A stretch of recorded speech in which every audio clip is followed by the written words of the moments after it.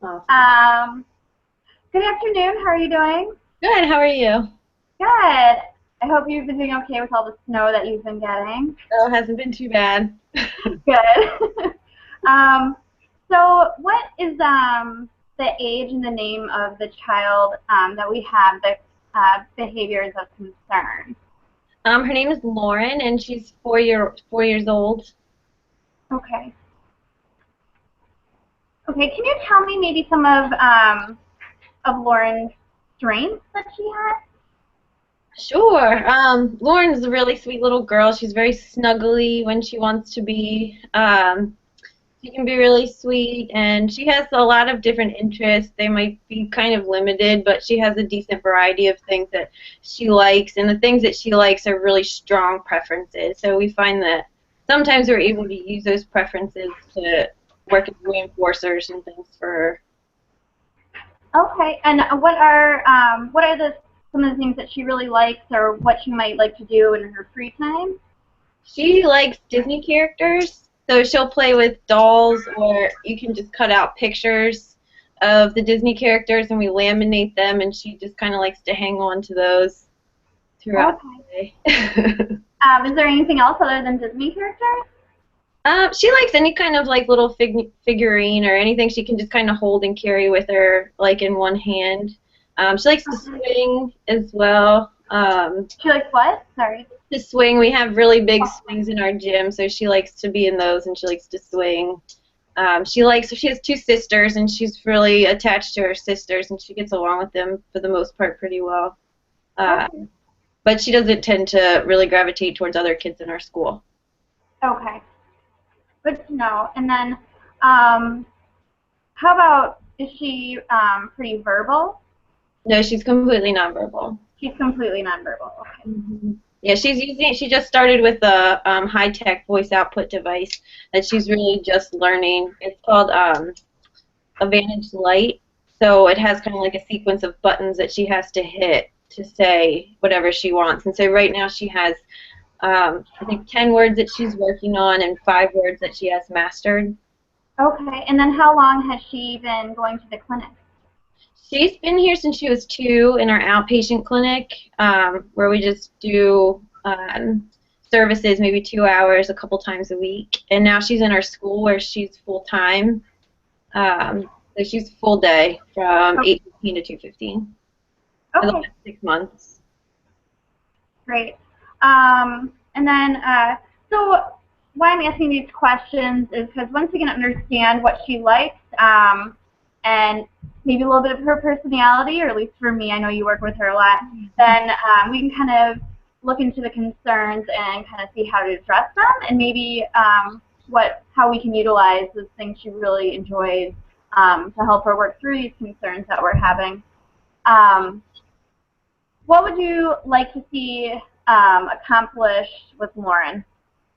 I really want, what we do at school is we kind of teach through play. And because of some of her strong interests, she has a really hard time engaging with me or with any of our related service staff, because she's more interested in kind of doing her own thing or playing with her Disney characters.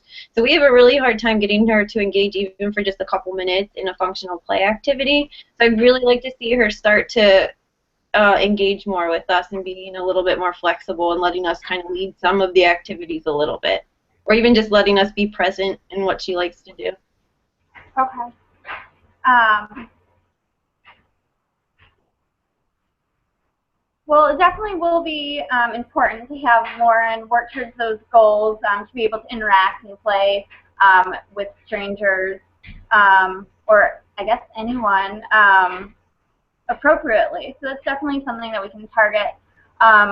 Does she just not play with people she's not as familiar with? Does she play with her sister? Does she play with her parents?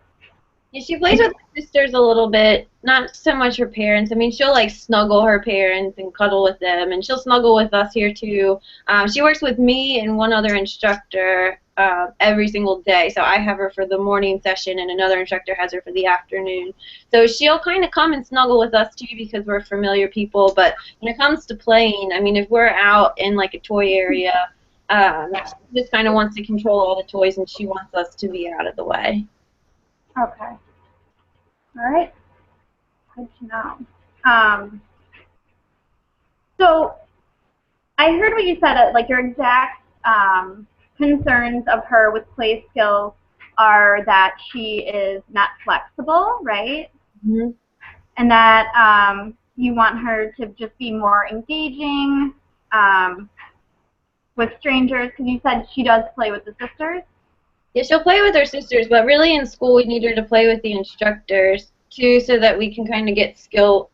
We can kind of tackle some of her skills. So if we can't get her to play with us, we can't really instruct and teach her. So a lot of the times it's not just kind of pushing us away. If we have something that she wants or we try and get engaged with what she's doing, she'll just throw tantrums where she's crying and she's on the floor and she's trying to grab the item from us. So I think if we could get rid of some of that tantrum behavior, we could really, make some headway with getting her to play with us.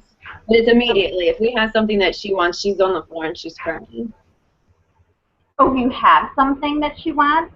Yeah, if we have something, or even if she's playing with something else and we pick up another toy that she is interested in and she notices, instead of coming to us and like using her device or being in a place where we can work on teaching her how to communicate with us, instead of we have no access point, she just immediately goes into a tantrum. Okay. And then when she plays with her sisters, Mm-hmm. um, does she have those tantrums? Not so much. I mean, she usually is pretty flexible with them. I don't know why exactly, but she'll kind of watch what they're doing, and I don't know, maybe her sisters kind of have learned how to work around her tantrums, so they just kind of give her what she wants. Or Okay, so does she share with them ever? Is she pretty controlling during the play with them? I think it looks more like parallel play, like where they're playing near each other, but she'll tolerate them being like around her and touching her stuff more than she will with her instructors. Okay. Okay. That's really good to know. Thank you. um, so, have the sisters ever played with her while an instructor has also tried playing with her? No, we've never. Okay. Um, so I can see what your concerns are about her not wanting to interact with instructors or others, anyone I guess other than her sisters. So we will work together to narrow down like maybe one specific area to start, maybe like the flexibility or maybe just having you guys present, like next to her while she's playing. Not even, is she okay with you guys next to her if you're not playing while she's playing? Sometimes. It depends. I think we have like a pretty solid history of interfering with what she has going on. Okay. So she, kind of, if she thinks we're getting too close or we're going to start trying to control the situation, she's likely to have a tantrum. Okay. Okay. All right. So, what do you think what do you think would be something that would be easy to target with her in the play area that she might have minimal tantrums or she might be accepting of? That would be an easy place to start, and that she could maybe gain some positive experiences from having you guys next to her during the play, or do you have any suggestions? I think in the swings it's pretty easy because she really needs us there to push her, so she's really accepting of us in the gym area because she needs us a lot more. Okay, in the gym area you said? Uh-huh. Okay, and are there items in the gym area that she really enjoys playing with? The swing, and then we also have a playground, so she likes going up the playground and coming down the slide. Okay, and she'll interact with you there, or she will minimally interact with you guys? Yeah, I mean, in the swing, she'll indicate that she wants us to push her, just like using eye gaze and sometimes like some gestures, and occasionally, like if we're not fast enough, we'll get some kind of like inappropriate vocalizations. We still don't get her going to her device or just appropriately gesturing to get our attention or anything like that. But she is we have a little bit more leeway with being able to try and get in and teach communication skills before the tantrum behavior starts. Okay. Well, it sounds like the gym is maybe a good place to start. maybe doing more interactions, maybe does she even experience like taking turns? Like maybe you on her on the swing and then you on the swing? Yeah, she could. She might be a little bit hard for her to give it Okay. that. Okay. Or how do you think she would be if you brought like a doll or a Disney character into the gym? Yeah, that might be a good idea to start pairing it up in there to get it. Okay. Okay. Or you mean so that she can play with the doll like while somebody else takes a turn with the swing? Yeah. Oh, yeah, that would probably help. Okay. They're really good thoughts we're having. Good ideas. Um, so when we're targeting her interaction then, let's work together and we'll try to get a clear definition of the behavior of concern. So what specifically, how would you say her behavior is, like, that you see that we want to target? Yeah, so I think the biggest thing I'd like to target for decreasing is her tantruming behavior. Okay. And so what that looks like is she screams and she cries, and she'll often kind of push you away or try to grab what you have. And she can also drop to the floor and she'll kind of turn her face and bury her face into the ground and just kind of cry until you Okay. do what she wants. Okay.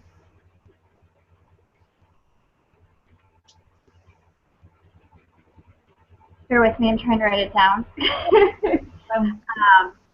Okay, and then how long would you say on average this lasts for? I guess it just depends on how long until you give her the thing that she wants. So if you give it to her right away, she'll stop crying right away. Sometimes we try to hold out so that she doesn't, because we want to kind of wait the tantrum out. So she can go for up to like 15 minutes. Okay. And sometimes she'll just kind of get over it and find something else that she's interested, or sometimes like her instructor or someone will just give her the thing that she wants. Okay. Okay. And then as far as her play behavior, how would you describe it currently? Like, what does it look like? It's pretty much non-functional, except for the swing. She doesn't really play with any toys as they're intended. So, for example, like with her dolls, you'll see her just kind of shake them, or if they're like a cutout of a picture that she likes, she'll just like shake it or flick it. Most things are non-functional. She mouths a lot of things too. And well, she does like one thing that she plays with pretty functionally. She has a Viewmaster that like you can put like those circle discs in, and it displays like the picture on the wall. Okay. So she likes to display those pictures on the wall and watch them change. That's probably the only toy she plays with functionally. Everything else is kind of stimmy behavior. Okay. So how do you feel about with the play? I mean, you said you can usually interact with her well in the gym, on the swing, and then if we brought one of the Disney characters or figurines into the gym, then we could just focus on maybe taking turns with her as well. So maybe we could focus on the appropriate play with the doll later, or the tantrums is like a whole different behavior. Do you want to focus on her flexibility, or do you want to focus on the tantrum, or do you want appropriate play?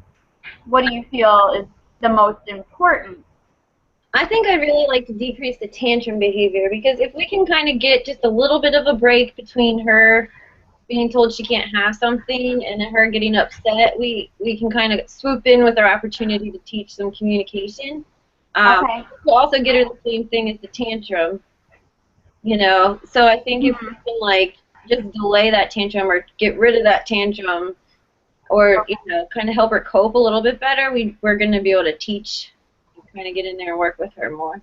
Gotcha. So you want to target the tantrums that really are occurring during the play situation. Mm-hmm. Okay.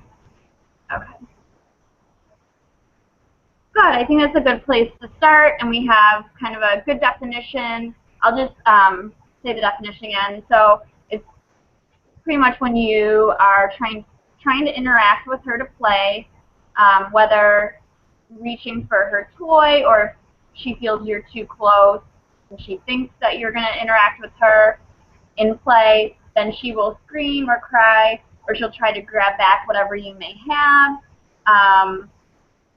And usually the duration is until you give her the toy back. Right. Correct? Okay. I just want to make sure I had it correct. And if I were to come in and observe, where do you think this happens the most? Or where would be the best chance for me to see this behavior? Probably if you're in her favorite room, which has all of the dolls and dollhouses and figurines. Okay. And then is there a certain time of day that this tends to happen more often? Like is there a playtime or a recess? I don't know. No, I mean, we go back and forth between like playing in the natural environment and then to her classroom for group and individualized instruction. So, yeah, it's mostly during playtime. So we kind of have her for the most part sitting at the table and doing really simple, easy tasks for her. And she can sit in group with her peers pretty well. But it's just during play. I mean, she just kind of has to have total control over everything. Okay, so kind of like throughout the day, on and off, she Right. gets the playtime, right? Right. Okay.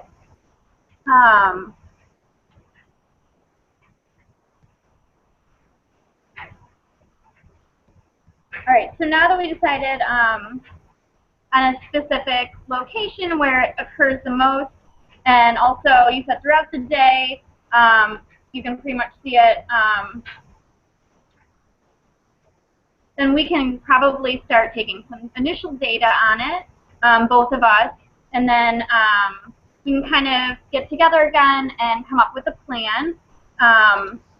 And hopefully, as the plan progresses, like I said, we can start the plan maybe in the gym. That might be a safe place. And then we can maybe start just incorporating one of the therapists. I don't know if you guys think it would be you or if it should be maybe one of the other. I'll let you guys decide who you think maybe would have more success initially. Or maybe a timing thing if someone ends up working with her more often. Then we can start working on adding in more people and also adding in different locations, as long as the plan's going well. If the plan's not going as we hope, then we can always change it too.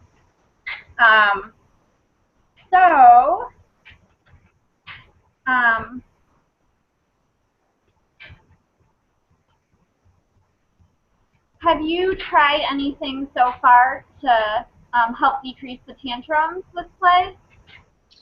Kind of just basic strategies that we use in our school in general. So we try and what we do is called contriving motivation for other things. So I might bring something that's not so highly valuable to her and play with it myself and try to get her engaged with what I'm doing. Maybe incorporating a couple things that she really likes, but making sure that I have like control over it in a way that's kind of positive and fun for her. And that works sometimes, just depending on the value of the reinforcing item.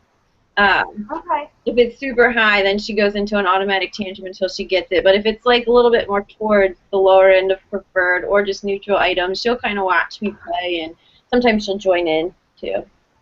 Oh, so she does sometimes join in. Yeah. Oh, okay. Well, that's good. So it sounds like the contriving motivation helps a little bit, but not completely. The tantrums are still occurring, correct? Right. Okay. Seems like you guys are already trying some stuff and that you really want to see this Lauren's success in playing, which is great. So let's discuss next how we'll collect information. Would you, if I get a data sheet for you, would you be able to maybe keep track for probably the next week of throughout the day the count of tantrums due to play activities or interactions for play? Sure. Okay. And And then also, if you could kind of, when you notice these things happening, if you're able to write it down, maybe what happens right before, and then what the consequence is after the tantrum happens. Okay. Perfect. And then I also would like to come in and also observe for a bit. So you said that it happens throughout the day. Is there a good day or time that you're there that I could come in and observe? Yeah, I think any day. I'm with her from 8:15 to 11, so if you want to see me with her, that would be the best time, any day of the week. Okay, great. Maybe like Wednesday I'll come in. Sounds good. Great. So next time we meet, we'll go over all the information or the data that we've collected. So that'll be probably about a week from now. And this will give us a better idea of why the behavior is occurring, and will maybe help us brainstorm and troubleshoot the best plan of action. We already have some good ideas going on as well. So I'm just going to kind of summarize what we said, and that was that Lauren really likes to play with Disney characters or doll-like characters, but she doesn't really play appropriately, kind of shakes them, and then she also doesn't play appropriately with others. She does parallel play with her sisters, and she's very tolerant playing with them, but not with others, correct? Mm-hmm. Okay, and then if you do try to initiate play with her, especially if she has a high value toy, then she starts tantruming, which consists of crying and crying and where did I write it? Oh. Falling on the floor. And Falling on the floor, thank you. Falling on the floor, and usually she will not stop until she gets the toy back. Right. Is that correct? Yep. Okay, perfect. And then we also talked about how the gym might be the best environment to maybe start our plan, because she seems to play a little bit better in that area, and maybe bringing a high-value toy in to that area may help. We'll think about it. Does that sound pretty much a good summary of what we talked about? Yeah, I think you got it. Perfect. So I'll email you my contact information. If you have any questions, feel free to contact me. I'll also, in that email, solidify exactly the time I will come on Wednesday. And then I'll call you next Monday to see how the data collection is going, and we can set up a meeting. Or sorry, I will call you probably this week at some point. See how the data collection is going. Next Monday, does that sound like a good time to meet? It sounds perfect. Go over the data? Okay. And then if you have any questions or concerns before that, please feel free to give me a call. Okay, great. Okay, awesome. All right, So that's the end of, yeah, we're still recording, but that's the end of my interview. I don't know if you want to just go ahead and start yours. Okay, sure. Yep, your computer's starting to freeze up a little bit on me. Yep, do you see me okay? Yeah, I can see you really well. Is it still being funny? Hello? Well, now you're frozen. Oh no. Hello? Oh, can you see me? Yes, it's better now. Okay, good. Totally frozen. At least it froze like in between the two interviews. It's like a good break. That was good timing. Okay, so should I go ahead and start? Yeah, go ahead. Okay. So wait, what's your name again? Oh, we can say my name's Jane, and my child can be like Jason. Can be Jason? Yeah. Okay. All right. Hi, Jane. How are you? Good. How are you doing? I'm doing great. So we'll go ahead and get started. I just wanted to review kind of the purpose for our meeting. We're just kind of doing an initial sit down to determine kind of what your behaviors of concern are for Jason. I'm going to look into kind of understanding exactly what's happening at home and see if I can ask a few questions to really determine what might be happening, and then we'll also make a plan for moving forward with the process. That sounds great. Okay, great. So could you explain kind of what some of your major concerns at home are right now? So, my husband and I, so we have Jason, and then who's 9, and then we also have two. Well, we have twin 3-year-olds as well, and we kind of switched and moved the bedrooms around, and Jason has a brand new room and his own stuff because his room used to be an office as well as his room that his father would work in a lot. But now he has his own room, and we were hoping he would want to sleep in it since everything in there is his, but he has been sleeping in our bed the last 8 years. Now that he's 9, we really, feel like it's inappropriate to have him sleeping in our bed, but he's gotten so used to it that he is screaming all throughout the night. He doesn't want to get out of his bed to come get us because I think he's so afraid of the dark. He doesn't want to get up. But so he'll just scream and scream and scream for hours on end. And for a while, he does have a string of lights that go over his bed, so it's not completely dark.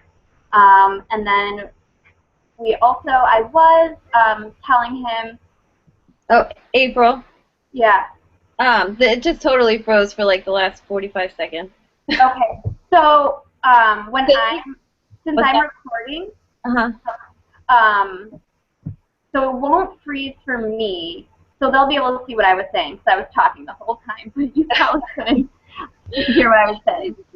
Right? I didn't get to hear what happened. So I heard that Jason's been sleeping in Mom and Dad's bed for the last 8 years, and you guys just recently moved the bedroom. And the last thing I really heard was that you guys decided that 8 years seems a bit inappropriate or now that he's 9, it's a bit inappropriate for him to be sleeping in bed with you. And so that's kind of where I left off. Yeah, so he's been crying for hours and hours and hours. He won't get out of the bed because it's dark, and he's afraid to get out of his bed when it's dark. So he'll just scream for hours on end. And, that's keeping the twins up. And then, it's hard for us because I don't want him afraid for hours on end. He does have a little string of lights that goes over his bed, kind of like night light, and so it's not completely dark. And then I was giving him a Hot Wheels car because he really likes Hot Wheels cars each morning when he would sleep through the night with no screaming. And that worked for about a week, but now he's back to the screaming, and he doesn't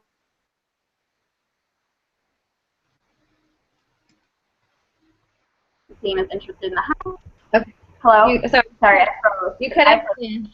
So the last thing that I heard was you said that you did for about a week, you were successful in getting him to stay in his bed by giving him a Hot Wheels car, but then it stopped working.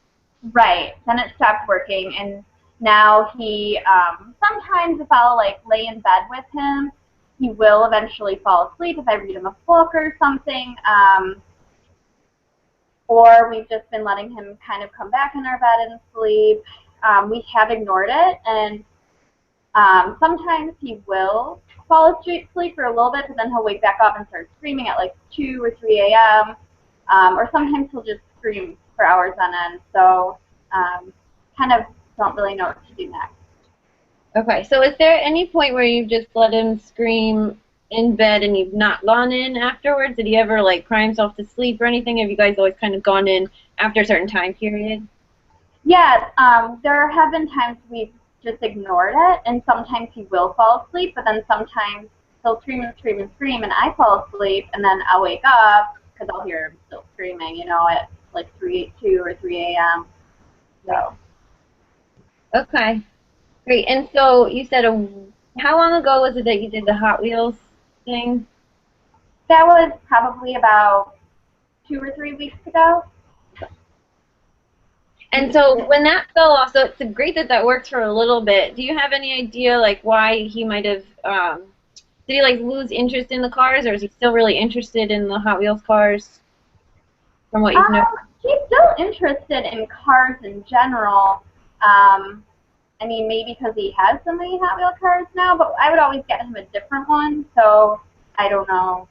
And what was his initial reaction the first time you gave him a car when he woke up? Oh, he loved it. He was very excited. Yeah. And how about towards the end of the week? How was his reaction? Um, he was still excited to get it. Maybe not as excited as like the first day or two. Right. Okay. Great. Well, that's good. So you guys definitely kind of are onto something there, I think. Let's see. So obviously this behavior is really impacting kind of everybody in the household. You have a couple toddlers who also need to sleep through the night. I assume you and your husband work, so this is definitely negatively impacting the house as a whole. Yeah. Okay. All right, so I think that I had a lot of good information on this. So just to kind of summarize, what you guys are seeing is, I know I've summarized a little bit of this already and trying to catch up with what we're saying, but your son's been sleeping in your bed for the past 8 years, and you and your husband recently decided that you wanted to transition him into his own room. So you guys kind of moved his new bedroom, moved his bedroom into a new room. Am I correct? Correct. Okay, and he had never slept in that room before, the old room? Correct. Okay. And so since you've done that, you've tried to have him sleep in his room, and you see a lot of screaming and crying and calling for you to come in. And he's afraid to get out of his bed, so he's calling Right. for you to come and get him. So what you'll do is either lay with him until he falls asleep, or you'll bring him back into your bedroom. So that Yeah. he can sleep. Okay, great. And then so there was about 2 weeks ago, you guys tried giving him kind of some rewards for staying in bed all night using Hot Wheels cars, which was successful for about a week until it kind of lost its effectiveness. Yeah. Great. Okay, great. So I assume that this is kind of your big target behavior, is the screaming and getting out of bed at night, Correct. right? That's the biggest thing you guys are interested. Okay. So, and you said for as far as the duration kind of the screaming, it could go on for hours, right? Correct. Um, so what would be your ultimate goal for Jason if you could kind of describe your perfect evening, your perfect night, your perfect wake up in the morning? You know, what would that look like for Jason? Well, he would, typically he would go to bed around 9 or 9:30, and then wake up around 6, get ready for school, um, eat breakfast, sleep through the night. I know he can do it. He did it that week for the Hot Wheels car, so I know it's possible. I just don't know what he's scared of necessarily, because he did do it for that week.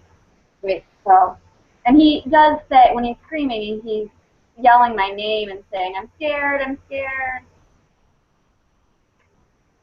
Is there anything else that he says? So he yells Um, at you, he says he's scared. Is he's screaming like at the top of his lungs sometimes? He's just kind of constantly emitting like loud vocalizations. Is that what you're saying? yeah, and sometimes he's just like, like, ah, like yelling like that, or he'll say, "Mommy, Mommy, I'm scared, come get me," or, when I go to leave the room at night, he like clings to my clothes, like I have to like basically pry him off and close the door because, um, he doesn't want to be locked in the room alone. Okay. Okay. Yeah, that must be hard. Um, Yeah. I can't imagine. So, I want to ask you a question about, is there a time where this is more or less likely to happen? So I guess kind of for you, that's going to look like, does this happen every single night? So for the last several weeks, this has happened every night, or has it not happened kind of on random a couple nights without the Hot Wheels kind No, of he incentive? had some form of screaming every night. Sometimes it's only for a couple hours because, like, I will lay in bed with him initially, but sometimes it's, like, all night long, on and off, yelling or screaming. So it varies the amount of time, but, yeah, it's pretty much every night some form of yelling, crying out. Okay. Can you guys tell me, or can you tell me a little bit about your bedtime routine? Well, he 30 minutes. Uh-huh. yeah, around like 7:30, he'll get a snack, and then after that, he goes to takes a bath, and then we brush his teeth, and then if he does, that's kind of his nighttime schedule, and he accomplishes that, then he gets about 20 minutes to a half hour on his iPad to do what he wants on any of the apps that are on there, and then after that, then he goes to bed. So. Then you, okay. And so while he's on the iPad, are you in there with him, or he's in his room on his own? Or does he, I'm sorry, does he do the He can be iPad? on his own. He also actually, so he gets to kind of pick his reward for accomplishing his nighttime schedule. Usually it's the iPad, but sometimes he really likes scripting, and so sometimes I'll give him, half hour alone where you can script or skim in your room, and sometimes he'll choose that. So. Okay. And so that reinforcement or that reward time is done in his bedroom? Wherever he wants. Sometimes he'll want to be downstairs, with me or his dad with the iPad. So, but if he does the stimming or scripting, usually that's up in his bedroom because we try to keep it in one location. Okay. Okay. And so is there any other time, like throughout the day, that he goes into his room? Does he spend any time in there throughout the day? His therapy sessions. So he gets 6 ABA sessions a week, 2 hours each, and they are usually in his bedroom. Okay. Is that the only activity that's consistently done in his bedroom? Yes. Okay.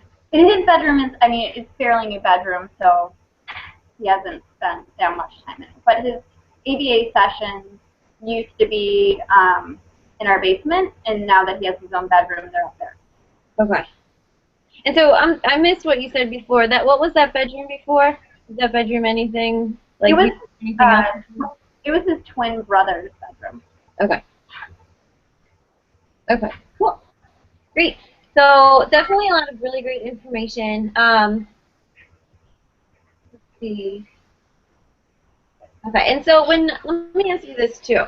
So when he used to sleep in bed with you guys, was he sleeping through the night? Did he fall asleep on his own? Was there any type of special bedtime routine that you guys did differently when he was sleeping in your room? Not really. The twins would also sometimes sleep with us. If my husband, he's away for work a lot, so if he was away for work, the twins would also be sleeping in the bed with us too. So there was always a lot of people. Maybe that's a little different, and then, but his bedtime routine's always the same, just because he really likes the consistency of it. Okay. He knows what to expect, and then, it's just a different room. So, but other than that, I can't think of anything that's like really different. So. Okay. Great. All right. Have you guys noticed anything else that might have possibly caused the behavior to happen either more or maybe less that you've noticed just kind of looking back in the last like 2 weeks? Has there been anything that might have caused him to wake up more or made him more likely to wake up in the middle of the night that you can see? No, I forgot to mention he does actually take melatonin because sleeping through the night used to be an issue until we've been giving him melatonin, but we've been giving him that for years. He has recently, but this is probably since December, he has had, during his therapy sessions and then also a little bit outside of them with me, he's been like flopping to the floor and refusing to do things, pulling at our clothes, the therapist, and and my clothes. He doesn't want me, like when he doesn't want me leaving. So he has probably had some more inappropriate behaviors in the last couple months. Okay. And so anything in the last couple of months has changed? What kind of I really want to get at is there a big difference in the time that you and Jason spend together in the last couple months than there used to be? It sounds like he has a hard time seeing you leave therapy. Is there anything else that he leaves you for during the day? That he, what did you say? That he what? That he might like spend time away from you, which might be different from maybe several months ago.